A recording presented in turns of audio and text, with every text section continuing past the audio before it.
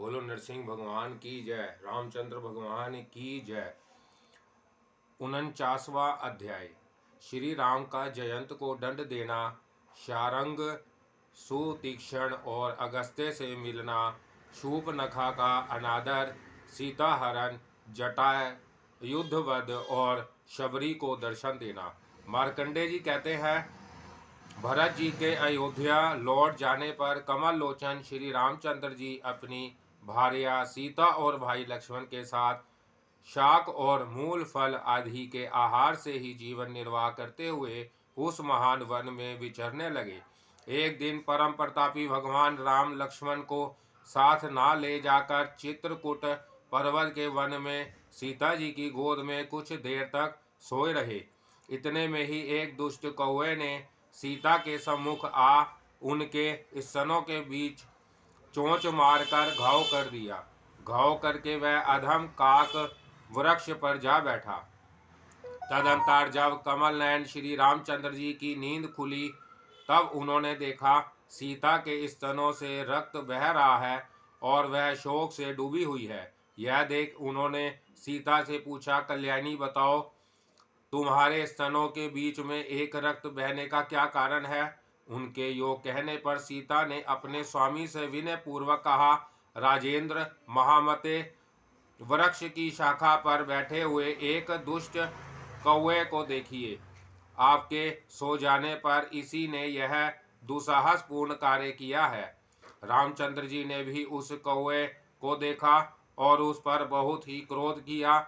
फिर सीक का भांड बनाकर उसे ब्रह्मास्त्र मंत्र से अभिमंत्रित किया और उस कौवे को लक्ष्य करके चला दिया। यह देख वह भयभीत होकर भागा। राजन कहते हैं कि वह काक वास्तव में इंद्र का पुत्र जयंत था, अतः भाग कर इंद्रलोक में घुस गया। उसके साथ ही श्री रामचंद्र जी के उस प्रज्वलित एवं देप्यमान बाण ने भी उसका पीछा करते हुए इंद्रलोक में प्रवेश किया। यह सब वृत्तांत जान देवराज इंद्र ने देवताओं के साथ मिलकर विचार किया तथा श्री रामचंद्र जी का अपराध करने वाले उस दुष्ट पुत्र को वहां से निकाल दिया।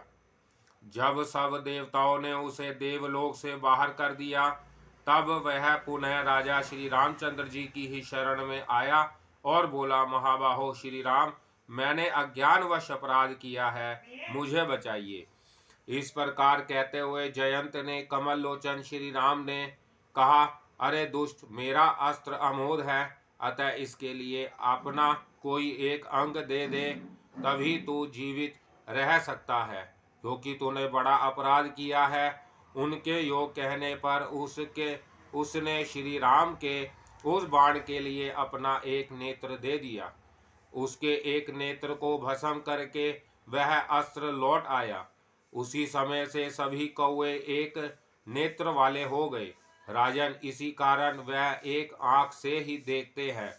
श्री रामचंद्र जी अपने भाई और पत्नी के साथ चिरकाल तक चित्रकूट पर निवास करने के अनंतर वहां से अनेक मुनिजनों द्वारा सेवित दंडकारण्य को चल दिए।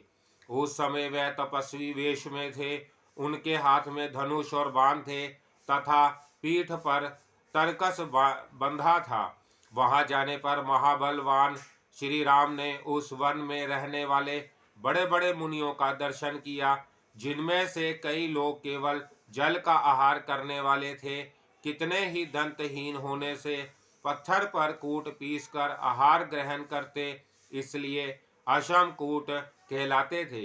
कुछ तपस्वी दांतों से ही ओखली का काम लेने वाले होने से दंतों लुखमिली कहे जाते थे। कुछ 5 अग्नियों के बीच में बैठकर तप करते थे और कुछ महात्मा इससे भी उग्र तपस्या में तत्पर थे। उनका दर्शन करके श्री राम ने उन्हें स्पष्टांग प्रणाम किया और उन्होंने भी उनका अभिनंदन किया। तत्पश्चात साक्षात विष्णु स्वरूप महामती भगवान श्री राम वहां के समस्त वन का अवलोकन करके अपनी भार्या और भाई के साथ आगे बढ़े। वह सीता जी को फूलों से सुशोभित तथा नानाश्चर्यों से युक्त सुंदर वन दिखाते हुए जिस समय धीरे धीरे जा रहे थे, उसी समय उन्होंने सामने एक राक्षस देखा जिसका शरीर काला और नेत्र लाल थे। वह पर्वत के समान स्थूल था। उसकी दाढ़ें चमकीली, भुजाएं बड़ी बड़ी और केश संध्याकालिक मेघ के समान लाल थे। वह घनघोर गर्जना करता हुआ सदा दूसरों का अपकार किया करता था। उसे देखते ही लक्ष्मण के साथ श्री रामचंद्र जी ने धनुष पर बाण चढ़ाया तथा उस घोर राक्षस को, जो दूसरों से नहीं मारा जा सकता था, बींद कर मार डाला। इस प्रकार उसका वध करके उन्होंने उस महाकाय राक्षस की लाश को पर्वत के खड्डे में डाल दिया और शिलाओं से ढक कर वह वहां से शरंग मुनि के आश्रम पर गए। वहां उन मुनि को प्रणाम करके उनके आश्रम पर कुछ देर तक विश्राम किया और उनके साथ कथा वार्ता करके वह मन ही मन बहुत प्रसन्न हुए। वहां से सुतीक्षा मुनि के आश्रम पर जाकर श्री राम ने उन महर्षि का दर्शन किया और कहते हैं उन्हीं के बताए हुए मार्ग से जाकर वह अगस्त्य मुनि से मिले। वहां श्री रघुनाथ जी ने उनसे एक निर्मल खड़ग तथा वैष्णव धनुष प्राप्त किए और जिसमें रखा हुआ बाण कभी समाप्त ना हो, ऐसा तरकस भी उपलब्ध किया। तत्पश्चात सीता और लक्ष्मण के साथ वह अगस्त्य आश्रम से आगे जाकर गोदावरी के निकट पंचवटी में रहने लगे। वहां जाने पर कमल लोचन श्री रामचंद्र जी के पास गृधराज जटायु आए और उनसे अपने कुल का परिचय देकर खड़े हो गए। उन्हें वहां उपस्थित देख श्री राम ने भी अपना सारा वृतांत विशेष रूप से जनाया और कहा, महामते तुम सीता की रक्षा करते रहो। श्री राम के यो कहने पर जटायु ने आदर पूर्वक उनका आलिंगन किया और कहा, श्री राम, जब कभी कार्यवश आपने भाई लक्ष्मण के साथ आप किसी दूसरे वन में चले जाए, उस समय मैं ही आपकी भार्या की रक्षा करूंगा। अतः सुंदर आप निश्चित होकर यहाँ रहिए। श्री राम से यो कहकर गृधराज पास ही दक्षिण भाग में स्थित अपने आश्रम पर चले आए, जो नाना पक्षियों द्वारा सेवित था। एक बार यह सुनकर कि कामदेव के समान सुंदर श्री रामचंद्र जी नाना प्रकार की महत्वपूर्ण कथाएं कहते हुए अपनी भार्या सीता के साथ पंचवटी में निवास कर रहे हैं, रावण की छोटी बहन राक्षसी शूर्पणखा मन ही मन काम से पीड़ित हो गई और लवण्य आदि गुणों से युक्त मायामय सुंदर रूप बनाकर मधुर स्वर में गीत गाती हुई धीरे धीरे वहां आई। उसने वन में सीता जी के साथ बैठे हुए श्री रामचंद्र जी को देखा। तब मायामय सुंदर रूप धारण करने वाली भयंकर राक्षसी दुष्ट हृदया शूर्पणखा ने निडर होकर श्री राम से कहा, प्रियतम, मैं आपको चाहने वाली सुंदरी दासी हूँ, आप मुझे सेविका को स्वीकार करें। जो पुरुष सेवा में उपस्थित हुई रमणी का त्याग करता है, उसे बड़ा दोष लगता है। शूर्पणखा के यो कहने पर पृथ्वीपति श्री रामचंद्र जी ने उससे कहा, बाले, मेरे तो स्त्री है, तुम मेरे छोटे भाई के पास जाओ। उनकी बात सुनकर इच्छानुसार रूप धारण करने वाली उस राक्षसी ने कहा, राघव, मैं रति कर्म में बहुत निपुण हूँ और यह सीता अनभिज्ञ है, अतः इसे त्याग कर मुझे सुंदरी को ही स्वीकार करे। उसकी यह बात सुनकर धर्मपरायण श्री राम ने कहा, मैं पराई स्त्री के साथ कोई संपर्क नहीं रखता। तुम यहाँ से लक्ष्मण के निकट जाओ, जहाँ वन में उसकी स्त्री नहीं है, अतः शायद वह तुम्हें स्वीकार कर लेगा। उनके यो कहने पर शूर्पणखा पुनः कमल नयन श्री राम से बोली, अच्छा, आप एक ऐसा पत्र लिख कर दें जिससे लक्ष्मण मेरा भ्राता हो सके। तब बुद्धिमान कमल नयन महाराज श्री राम ने बहुत अच्छा कहकर एक पत्र लिखा और उसे दे दिया। उसमें लिखा था, लक्ष्मण, तुम इसकी नाक काट लो, निसंदेह ऐसा ही करना, यो ही ना छोड़ना। शूर्पणखा वह पत्र लेकर प्रसन्नता पूर्वक वहां से गई। जाकर उसने महात्मा लक्ष्मण को उसी रूप में वह पत्र दे दिया। उस काम रूपिणी राक्षसी को देखकर लक्ष्मण ने उससे कहा, कालिंगनी ठहर, मैं श्री रामचंद्र जी की आज्ञा का उल्लंघन नहीं कर सकता। यों कहकर बुद्धिमान लक्ष्मण ने उसे पकड़ लिया और एक चमचमाती हुई तलवार उठाकर तिल वृक्ष के कांठ पोखों के समान उसकी नाक और कान काट लिए। नाक कान कट जाने पर वह बहुत दुखी हो रोने तथा विलाप करने लगी।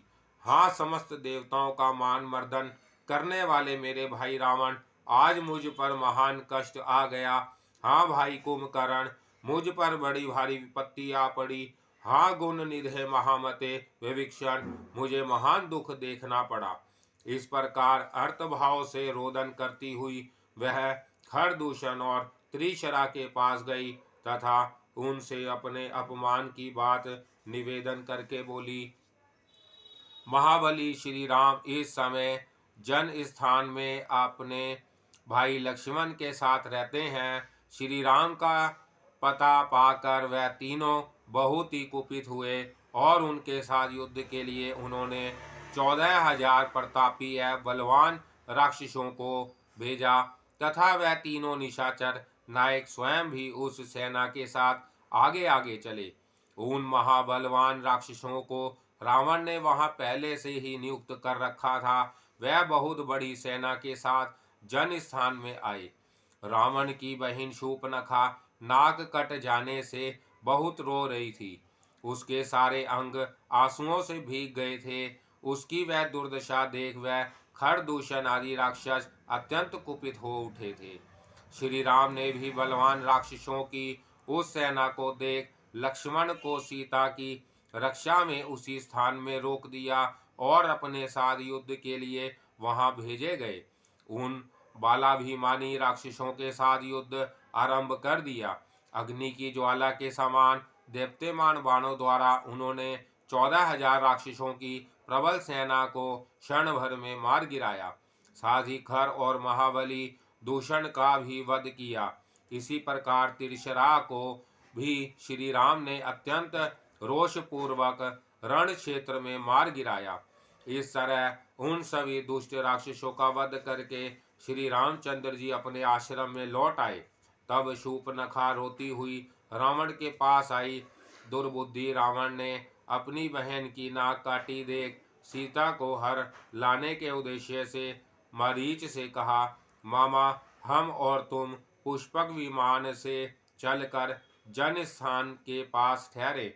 वहां से तुम मेरी आज्ञा के अनुसार सोने के मृग का वेश धारण कर धीरे धीरे मेरा कार्य सिद्ध करने के लिए उस स्थान पर जाना जहाँ सीता रहती है। मामा, वह जब तुम्हें सुवर्णमय मृग शावक के रूप में देखेगी तब उन्हें लेने की इच्छा करेगी और श्री राम को तुम्हें बांध लेने के लिए भेजेगी। जब सीता की बात मानकर वह तुम्हें बांधने चले तब तुम उनके सामने से गहन वन में भाग जाना। फिर लक्ष्मण को भी उधर ही खींचने के लिए उच्च स्वर से कातर वचन बोलना। भाई लक्ष्मण कातर वचन बोलना। तत्पश्चात मैं भी मायामय वेश बनाकर पुष्पक विमान पर आरूढ़ हो उस असहाय सीता को हर लूंगा, क्योंकि मेरा मन उसमें आसक्त हो गया है। फिर भद्र तुम भी स्वेच्छानुसार चले आना।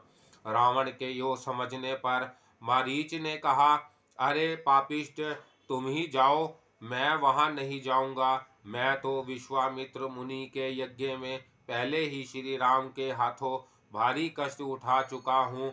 मारीच के यो कहने पर रावण क्रोध से मूर्छित हो उसे मार डालने को उद्यत हो गया। तब मारीच ने उससे कहा, वीर, तुम्हारे हाथ से वध हो इसकी अपेक्षा तो श्री राम के हाथ से ही मरना अच्छा है। तुम मुझे जहाँ ले चलना चाहते हो वहाँ अब मैं अवश्य चलूँगा। यह सुनकर वह पुष्पक विमान पर आरूढ़ हो उसके साथ जन स्थान के निकट आया। वहां पहुंचकर मारीच सुवर्णमय मृग का रूप धारण कर जहां जनक नंदिनी सीता विद्यमान थी वहां उनके सामने गया। ओ सुवर्णमय मृग किशोर, को देखकर यशस्विनी सीता भावी कर्म के वशीभूत हो अपने पति भगवान श्री राम से बोली, राजपुत्र, आप उस सुवर्णमय मृग शावक को पकड़कर मेरे लिए ला दीजिए। यह अयोध्या में मेरे महल के भीतर क्रीड़ा विनोद के लिए रहेगा। सीता के यो कहने पर श्री राम जी ने उनकी रक्षा के लिए लक्ष्मण को वहां रख दिया और स्वयं उस मृग के पीछे चले। श्री राम के पीछे करने पर वह मृग वन की ओर भागा। तब श्री राम ने उस मृग शावक को बाण से बींध डाला।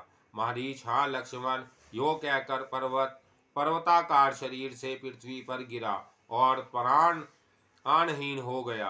रोते हुए मारीच के उस अर्तनाद को सुनकर सीता ने लक्ष्मण से कहा, वत्स लक्ष्मण, जहाँ से यह आवाज आई है वहीं तुम भी जाओ। निश्चय ही तुम्हारे ज्येष्ठ भ्राता के रोदन का शब्द कानों में आ रहा है। मुझे प्राय महात्मा श्री राम का जीवन संशय में पड़ा दिखाई देता है। सीता की यह बात सुनकर उन अनिंदिता देवी से लक्ष्मण ने कहा, देवी, श्री राम के लिए कोई संदेह की बात नहीं है, उन्हें कभी भी भय नहीं है। यों कहते हुए लक्ष्मण से उस समय विदेह कुमारी सीता ने कुछ विरुद्ध वचन कहा, जो भवितव्य की प्रेरणा से उनके मुख से सहसा निकल पड़ा था। वह बोली, मैं जानती हूँ तुम श्री राम के मर जाने पर मुझे अपनी बनाना चाहते हो, इसी से इस समय वहां नहीं जा रहे हो। सीता के यो कहने पर विनयशील राजकुमार लक्ष्मण उस अप्रिय वचन को ना सह सके और तत्काल ही श्री रामचंद्र जी की खोज में चल पड़े। इसी समय दुरात्मा रावण भी सन्यासी का वेश बनाकर सीता के पास आया और यूं बोला, देवी, अयोध्या से महाबुद्धिमान भरत जी आए हैं। वह श्री रामचंद्र जी के साथ बातचीत करके वहीं कानन में ठहरे हुए हैं। श्री रामचंद्र जी ने मुझे तुम्हें बुलाने के लिए यहाँ भेजा है, तुम इस विमान पर चढ़ चलो। भरत जी ने मना कर श्री राम जी को अयोध्या चलने के लिए राजी कर लिया है, अतः वह अयोध्या जा रहे हैं। विदेही तुम्हारी क्रीड़ा विनोद के लिए उन्होंने उस मृग शावक को भी पकड़ लिया है। अहो, तुमने इस विशाल वन में बहुत दिनों तक ऐसा महान कष्ट उठाया है, अब तुम्हारे स्वामी सुंदर मुख वाले श्री रामचंद्र जी तथा उनके विनयशील भाई लक्ष्मण भी राज्य ग्रहण कर चुके हैं, अतः तुम उनके पास चलने के लिए इस विमान पर चढ़ जाओ। उसके यो कहने पर उसकी कपटपूर्ण बातों से प्रेरित हो सती सीता वह सब सत्य मानकर उस तथाकथित महात्मा के साथ विमान के निकट गई और उस पर आरूढ़ हो गई। तब वह विमान शीघ्रता पूर्वक दक्षिण दिशा की ओर चल पड़ा। यह देख सीता अत्यंत शोक से पीड़ित हो अत्यंत दुख से विलाप करने लगी। यद्यपि सीता आकाश में उसके अपने ही विमान पर बैठी थी, तथापि रावण ने वहां रोती हुई सीता का स्पर्श नहीं किया। अब रावण अपने असली रूप में आ गया। उसका शरीर बहुत बड़ा हो गया। 10 मस्तक वाले उस विशालकाय राक्षस पर दृष्टि पड़ते ही सीता अत्यंत दुख में डूब गई और विलाप करने लगी। हाय राम, किसी कपट वेशधारी भयानक राक्षस ने आज मुझे धोखा दिया है। मैं भय से पीड़ित हो रही हूँ, मुझे बचाओ।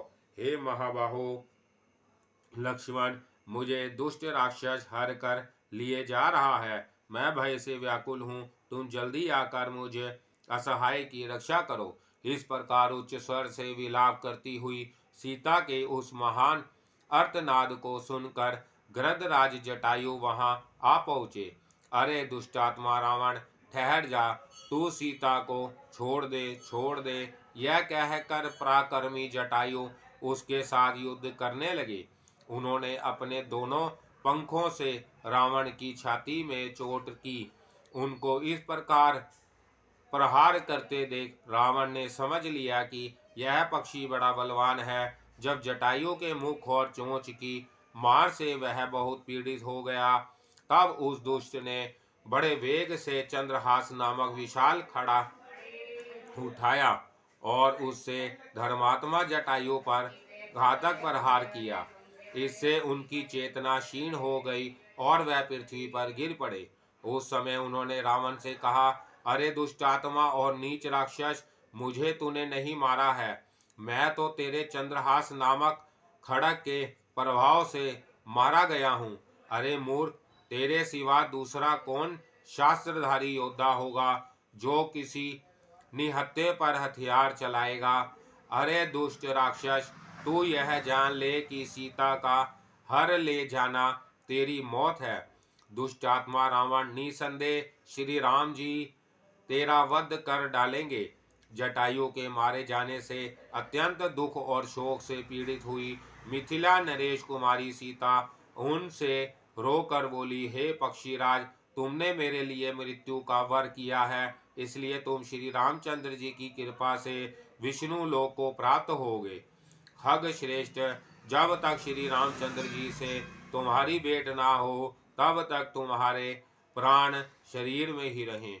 उन पक्षीराज से यो कहकर अत्यंत दुखिनी सीता ने अपने शरीर से धारण किए हुए समस्त आभूषणों को उतारा और शीघ्रता पूर्वक वस्त्र में बांधकर कहा, तुम सब के सब श्री राम के हाथ में पहुंच जाओगे, और तब उन्हें भूमि पर गिरा दिया। इस प्रकार सीता को हर कर तथा जटायु को धाराशाही करके वह दुष्ट निशाचर पुष्पक विमान द्वारा शीघ्र ही लंका में आ पहुंचा।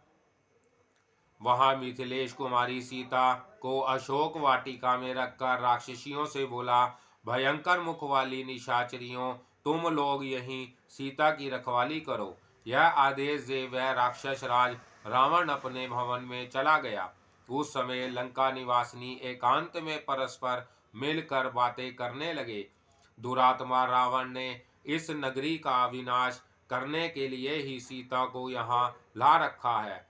विकट आकाश वाली राक्षसियों द्वारा सब ओर से सुरक्षित हुई सीता वहां दुख मग्न हो केवल श्री रामचंद्र जी का ही चिंतन करती हुई ही रहने लगी। वह सदा अत्यंत शोकर्त हो बड़े दुख के साथ बहुरोदन किया करती थी। रावण के वश में पड़ी हुई सीता ज्ञान को अपने तक ही सीमित रखने वाले कृपण के अधीन हुई। हंस वाहिनी सरस्वती के समान वहां शोभा नहीं पाती थी।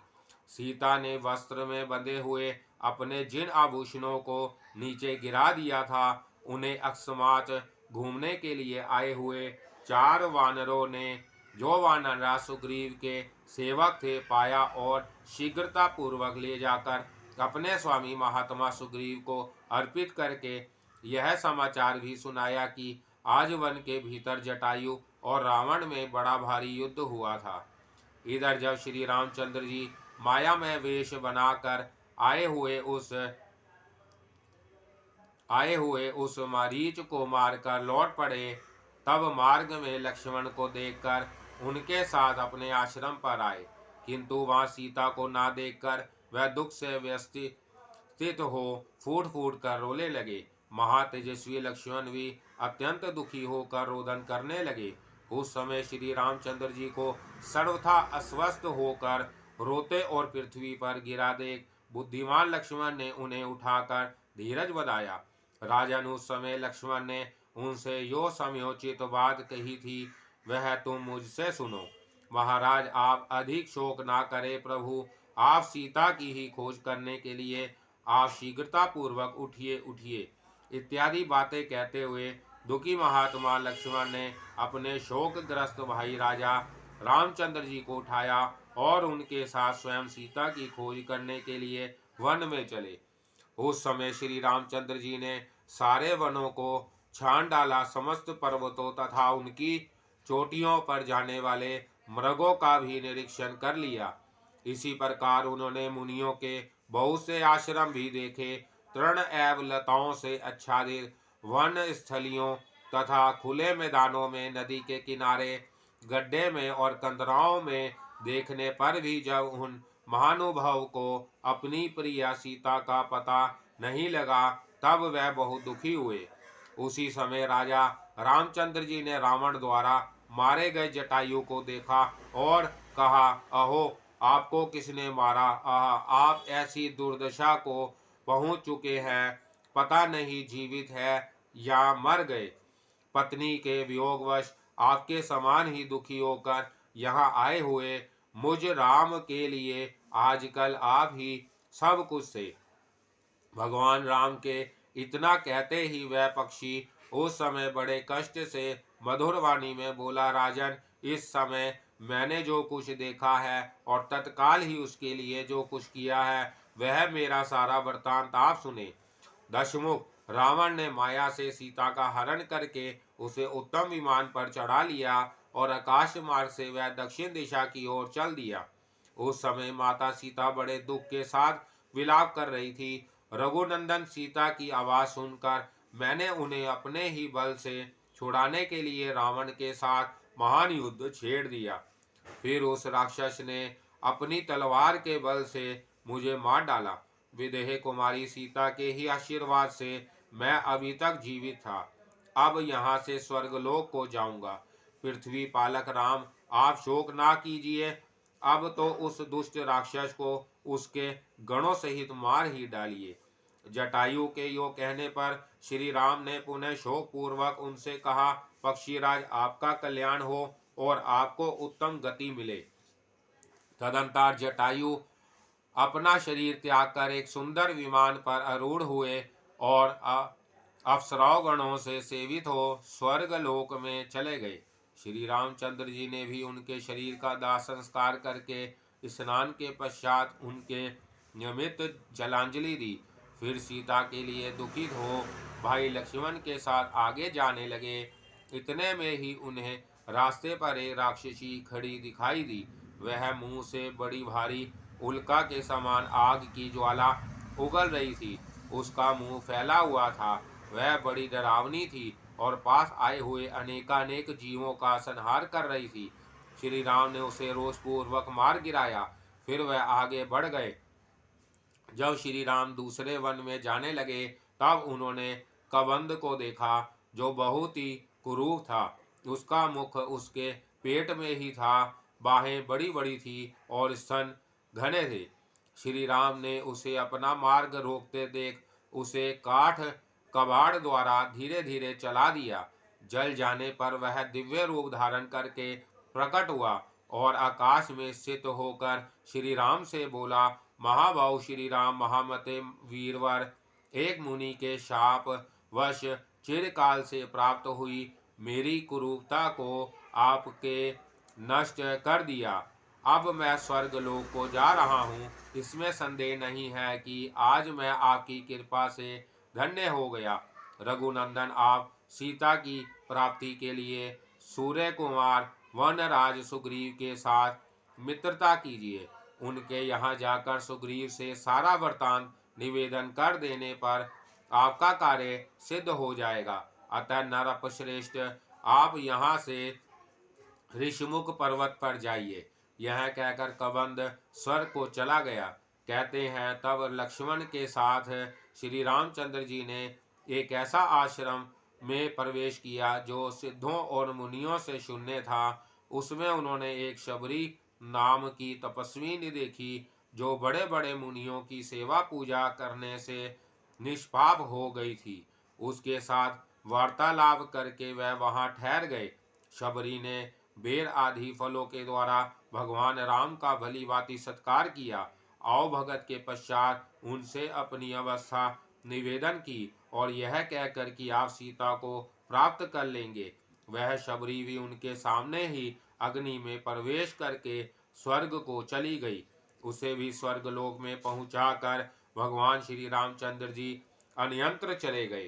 तदंतर विनयशील और गुणी भाई लक्ष्मण के साथ जगदीश्वर भगवान राम प्रिया के वियोग से अत्यंत दुखी हो वहां से दक्षिण की ओर चल दिए। बोलो रामचंद्र भगवान की जय, हनुमान जी की जय, नरसिंह भगवान की जय।